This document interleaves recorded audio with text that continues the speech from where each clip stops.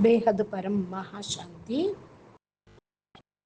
ఈరోజు పోడ్కాస్ట్లో మెడిటేషను వృద్ధాప్యాన్ని తక్కువ చేస్తుందా అనే విషయం గురించి డాక్టర్ దీపాలి చెప్తున్నటువంటి విషయం మనం విందాము. ఎపిజెనెటిక్స్, మెడిటేషన్, సైన్స్ మరియు ఆధ్యాత్మికం. లైవ్ డాక్టర్ దీపాలి అనంత్ బాయ్. ఇక్కడ ఎపిజెనెటిక్ అంటే ఈపి జెనెటిక్స్ అనేది రెండు పదాలు కలయిక. జెనెటిక్ అంటే మన డిఎన్ఏ లోపల జీన్స్ ఉంటాయి. ఆ జీన్స్లో మనం పూర్తి రికార్డింగ్స్ ఉంటాయి. డేటా స్టోరేజ్ అయి ఉంటుంది. అది బయటకి ఎక్స్ప్రెస్ అవుతూ ఉంటుంది. ఎపిజెనెటిక్స్ అంటే దాన్ని కంట్రోల్ చేసేది.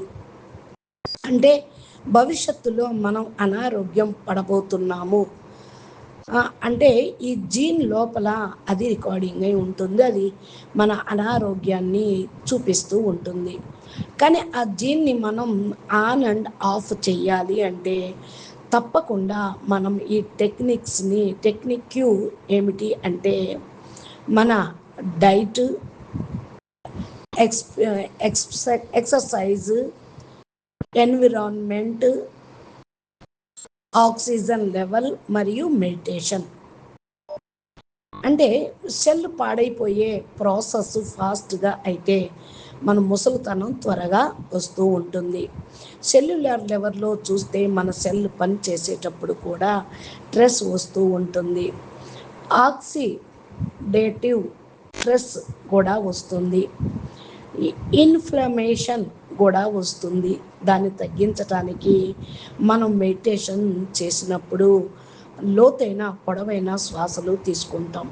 అప్పుడు ఆక్సిజన్ ఎక్కువగా లోపలికి వెళుతుంది. దానివల్ల సెల్లులో జరుగుతున్న ప్రాసెస్ కొంచెం రిలాక్స్ అవుతూ ఉంటుంది. రిలాక్స్ అయిన వెంటనే సెల్ యొక్క లైఫ్ కూడా పెరుగుతుంది. ఎప్పుడు పొడుగుతూ పాడవుతూ ఉండకుండా కొత్తవి తయారవుతూ ఉంటాయి. అందుకని లైఫ్ పెరుగుతూ ఉంటుంది. దానివల్ల మొత్తం చూస్తే మన బాడీ యొక్క డిఎన్ఏ చాలా బాగా ఉంటుంది. డిఎన్ఏ డ్యామేజ్ కాదు.